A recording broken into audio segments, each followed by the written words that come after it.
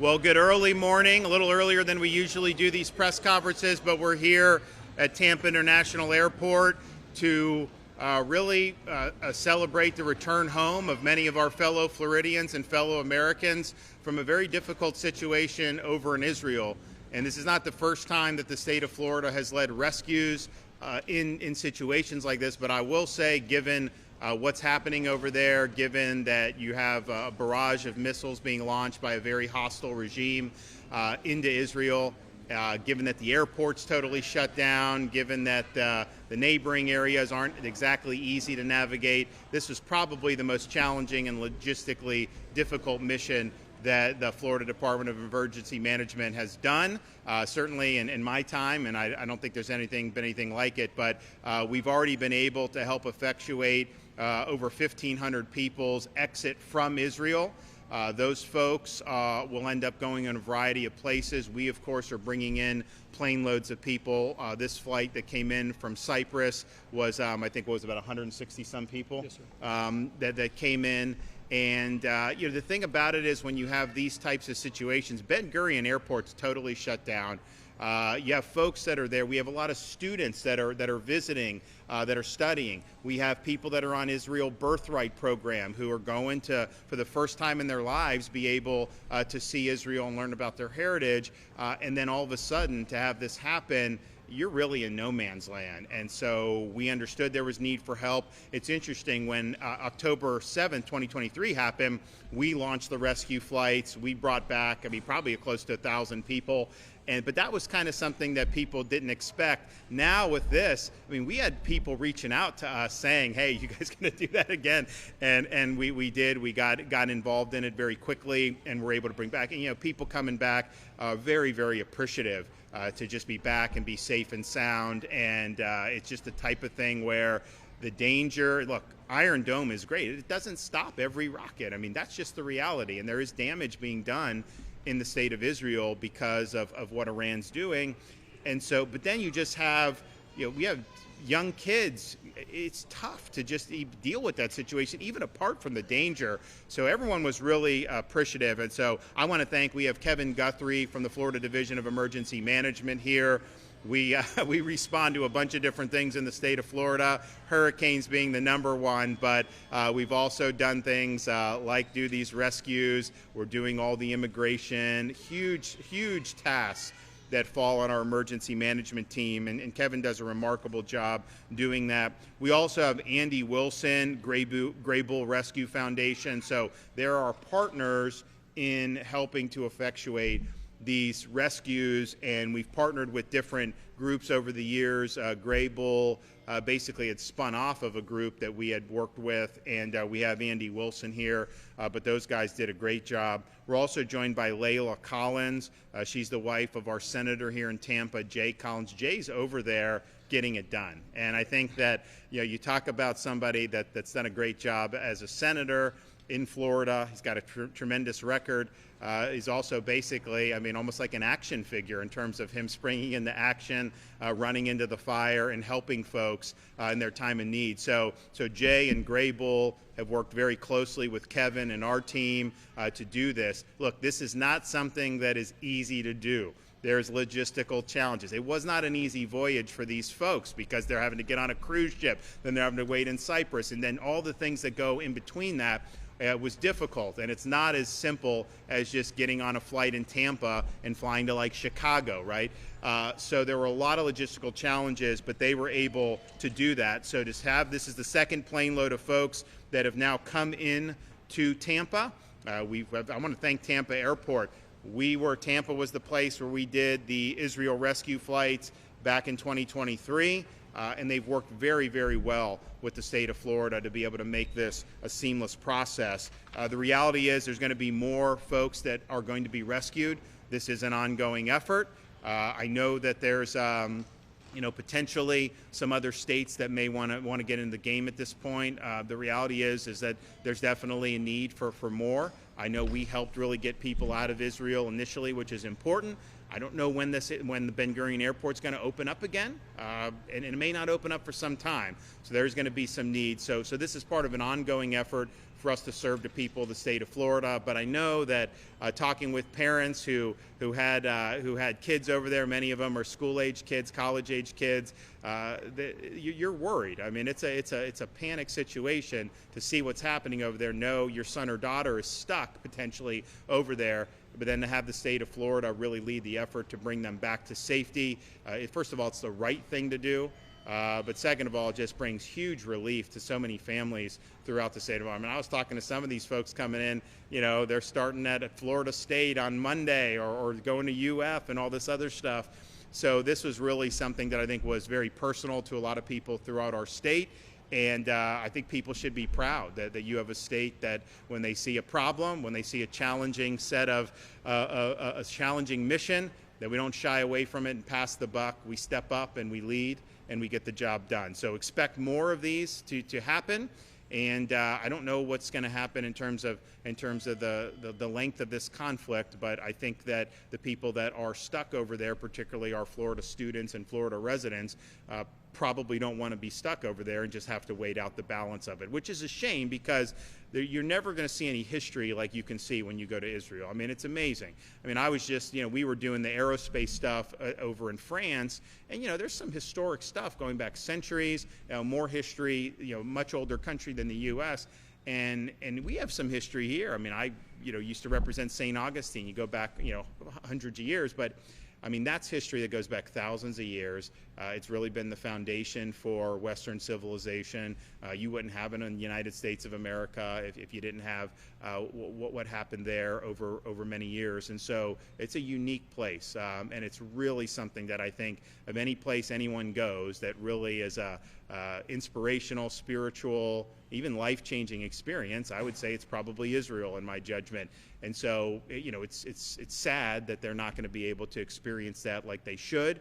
But I do think that there will come a time where they will be able to do that. All right, we're going to hear from Senator Collins. I also have Josh Hammer, who's a Florida resident. He was over there. He was part of the group that had been rescued, and he's going to say a few words as well. So, Kevin? Good morning. Thank you for being here with us this morning. Thank you, Governor, for your steadfast leadership.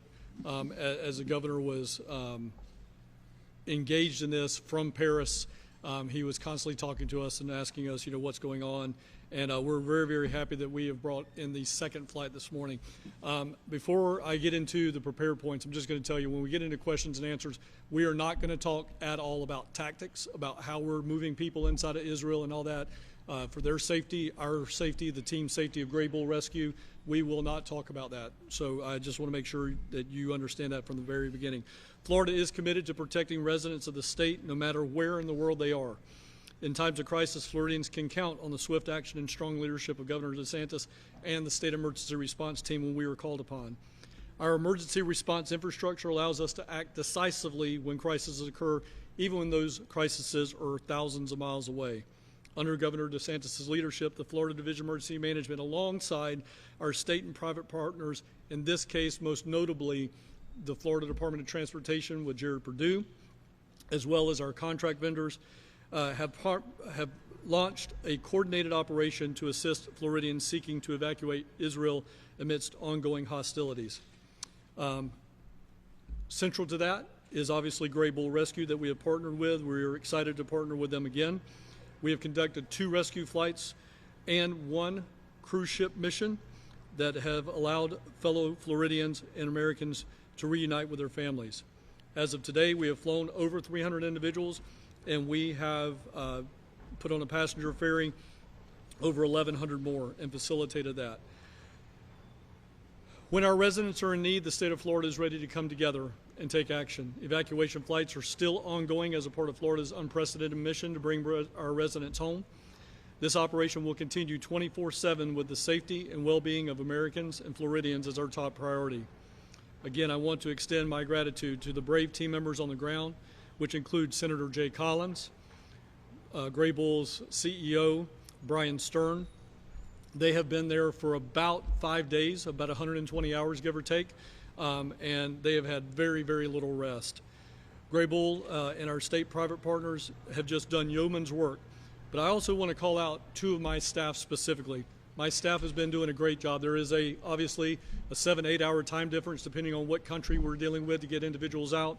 And they have been working literally 24/7.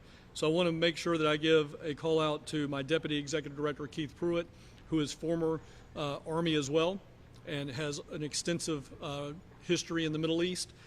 He is over there. He is helping out. And then also my Chief of Staff, Jake Felder, who has been a part of the Birthright program in the past. He has been there, done that. He knows a lot of the ins and outs about it, and he has been forever, I'll be forever indebted to him for the leadership and the knowledge that he brings forward to this particular mission. Again, Florida stands with its residents. In peace and in crisis, we will always rise to the challenge. This is not just a rescue mission, it is a reflection of Florida's values of safety, courage, and resilience. Governor, again, thank you for your leadership that you do. I am super proud to carry out this mission. Okay, Josh, just introduce yourself, tell them where you're from. Sure. So I did not expect to be here, of course. My name is Josh Hammer. I live in Hallandale Beach in the Broward County area, but I'm an editor at Newsweek. I host a show and write a weekly syndicated column. Did not necessarily expect to be in this position when my wife, my daughter, my father-in-law, and I flew to Israel about a week and a half ago or so. We were there to go to my wife's cousin's wedding. I was going to join part of a group trip, and you know, it kind of all went down the drains, of course, a little bit. And I guess just to kind of give you a little bit of a personal experience here, and then I'll talk a little bit about Grave Bowl and Florida and all that there. So we were staying in the center, in the broader Tel Aviv area when the IDF operation in Iran started last Thursday evening. And, you know, I kind of, as a political commentator, as an analyst, I kind of have done a lot of kind of Monday morning quarterbacking. Did I get it right? Should I have foreseen this coming? President Trump had given the 60-day deadline on negotiations. You know, they say to take President Trump seriously, not literally. In this case, perhaps literally might have been the better course of action because day 61 is when the bombs started dropping.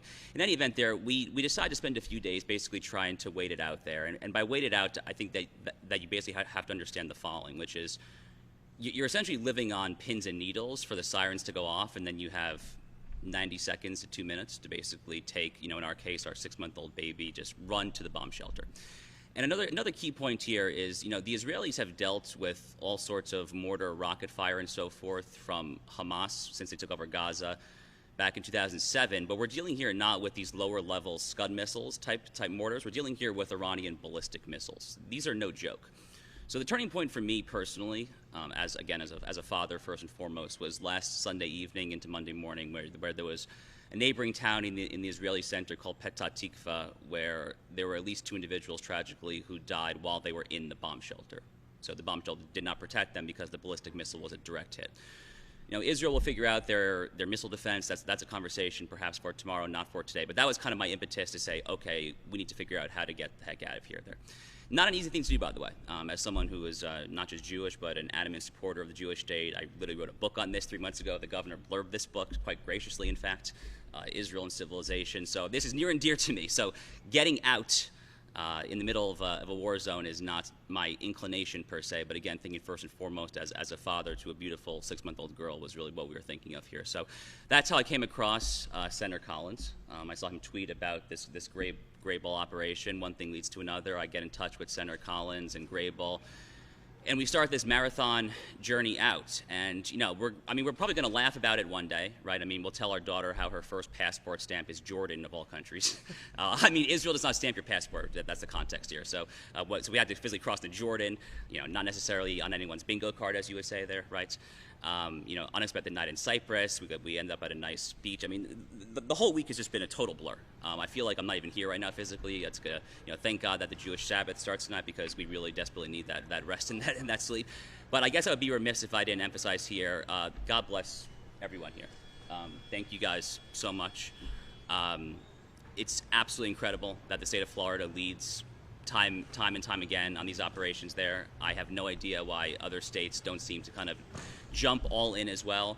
But it's just yet another reminder that we are so blessed and privileged and honored to live in the greatest state in the country, the free state of Florida, and blessed to be governed by the greatest governor in this country, Governor Ron DeSantis, who is the greatest friend to the Jewish people and the Jewish state of Israel of any governor in this country, bar none, by far. So God bless you, Governor. God bless Senator Collins, who's become a friend, a wonderful, incredible man. You know, Senator Collins, the first word that I think of when I see him, actually, to borrow the loan word from Yiddish, is mensch.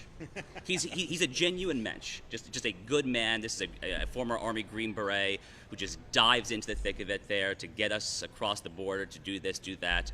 Unbelievable stuff. So God bless this amazing state, and we're just really happy to be home safely. So thank you all very much. Well, we're going to continue the operations. I think everybody has worked really, really hard.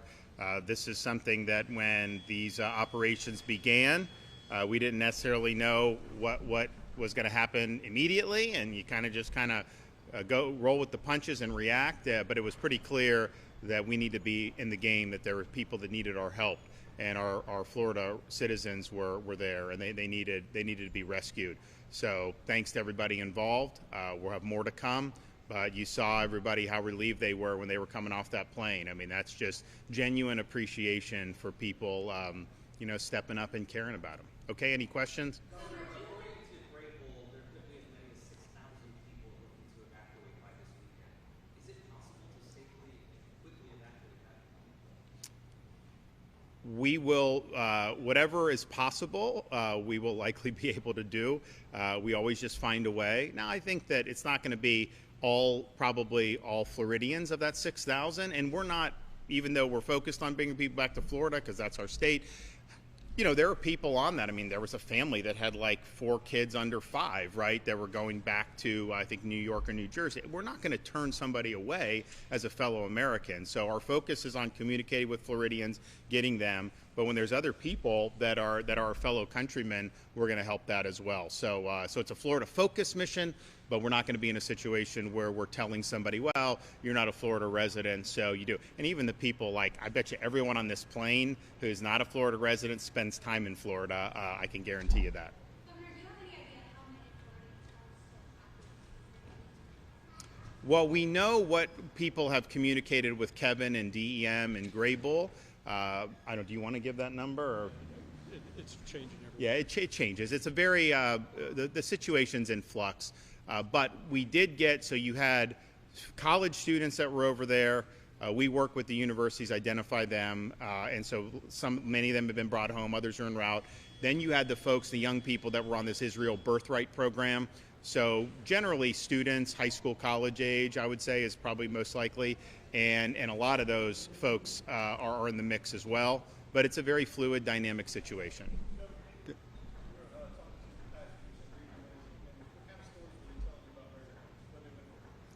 Well, one, they were just thankful. Every one of them, genuine gratitude. I mean, it was not, you know, this is not for the cameras. Like, these folks had a sense of relief. They were in a difficult predicament, and they were very, very thankful that the state of Florida had their back. They were thankful for people like Senator Collins. They were thankful for Grable. And just that genuine appreciation was something, you can't fake that. I mean, that was real. And it was just the sense that they were in a difficult situation. And particularly when you have young kids. I mean, you know, Josh was talking about a 6-month-old. You saw some of these other kids.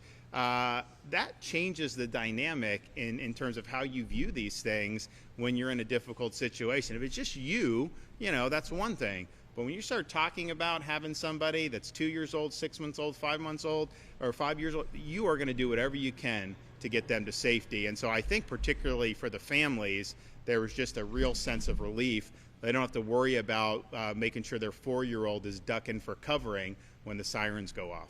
Governor, you talked a little bit about a difficult situation. I know we mentioned when we talked about tactics, but what is the relationship with DEM and Grable deadline? How easy has it been, or difficult has it been to get these people out? Well, DEM and Grable, I mean, we're obviously, we chose them to be leading this. They're doing a great job. You know, I would say that it's not, look, it's just a difficult situation, right? When that airport is closed, you have limited options at that point. And so a lot of these folks went to Cyprus and then flew direct from Cyprus. So it's just logistically challenging. But I do think that we have had cooperation with the Israeli government, and they've been really good partners in this. And then look, this isn't our first rodeo, right? I mean, we did this after October 7th, 2023. We were able to bring back many hundreds, close to 1,000 folks, mostly from Florida, but again, not all. There were people from all over who were just in a really difficult pickle, and we're really glad to have some relief. So I would say, it's, as I said in my opening remarks, the most logistically challenging rescues we have done. We've done them in Haiti, we've done them in Israel, but just because it's, Hamas was one thing, and that was obviously bad. But when you have the Iranian mullahs, the number one terror state in the country, in the world, firing all these barrage of missiles, you also know that, I mean, we know the neighborhood, right? And like, we could say we have good relations with the Jordanian government or whatever, but it's not exactly the preferred course for some of the folks who are having to flee there. So there's just those challenges, but I think everyone's worked well together. I think the Israeli government's worked well with us, and I think that certainly Gray Bull has done well. And these folks, I mean, you saw some of them come in, they've got Gray Bull stickers on now. They probably didn't know what Gray Bull was a week ago, and now they're wearing Gray Bull stickers. And so I think that that's something that's very, very meaningful. And I will say also, a lot of genuine appreciation for the state of Florida, for Kevin and Florida DEM, and for our office, which we appreciate. But I'll tell you, a lot of those folks are like, thank God for Senator Jay Collins, that he was really mover and shaker and not afraid to go into to difficult situations to be able to help his fellow Floridian and fellow Americans. And you saw that for sure. Well, it's not for me to ask. I think other states can do what they want.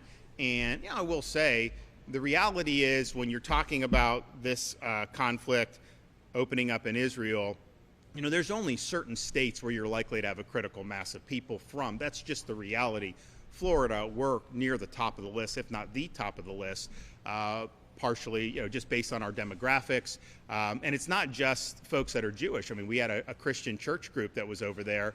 As I said, I mean, you're never going to see more historic sites to be able to go and just open the Bible and you can point to what's being put in the Bible. I mean, it's really incredible. And if you haven't done it, you should definitely do it. So to be able to see those sites. So we have church groups. We have young Jewish students who are on this birthright. Some of our Jewish students who are studying abroad, and students who aren't Jewish who are over there in Israel.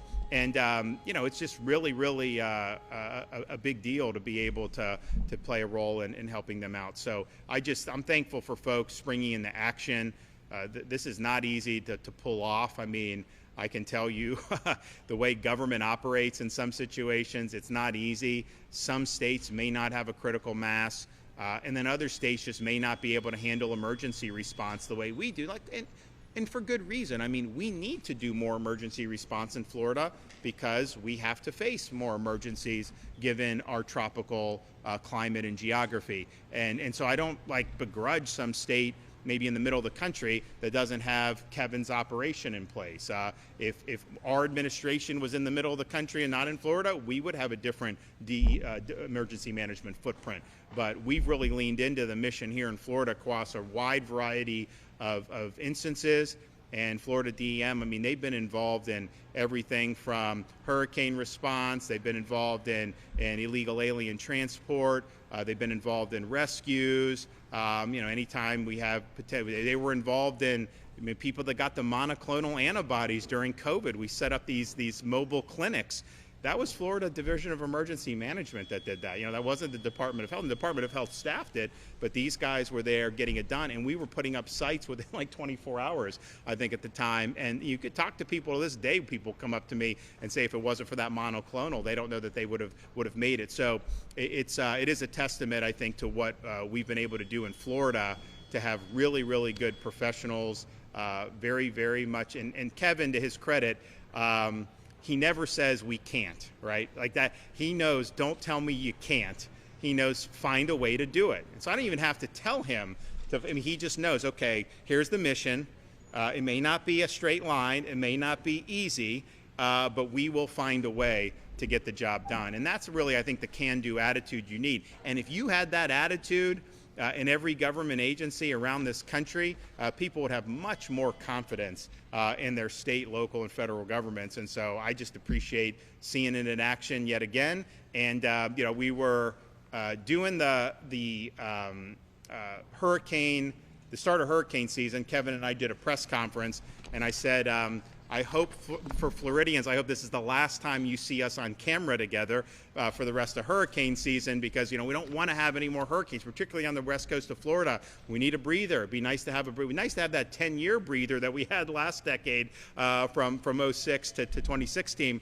But here we are again, and we have an emergency situation that we're responding to. So hopefully we'll get everybody back safely. Hopefully this conflict will be resolved favorably, and hopefully at that point everyone will be able to enjoy July, August, September, October without having to see Kevin Guthrie on TV with me giving updates about the latest emergency. So thanks everybody that's been involved, and we'll continue to provide updates as more people are rescued. Thank you.